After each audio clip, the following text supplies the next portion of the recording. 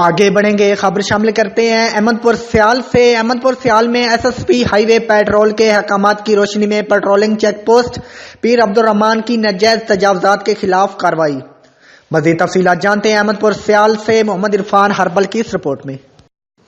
جی بالکل، احمد پور سیال S S P high وے patrolling کے احکامات کی روشنی میں اور D S P Saif Ullah بھٹی کے زیر نگرانی پیٹرولنگ پوسٹ پیر عبدالرحمان کے شفٹ انچارج محمد یاسین نے ہمراہ ٹیم احمد پور سیال میں ناجائز تجاوزات کے خلاف کارروائی کرتے ہوئے کلمہ چوک موڑ احمد پور سیال میں ناجائز تجاوزات ختم کروا دیے۔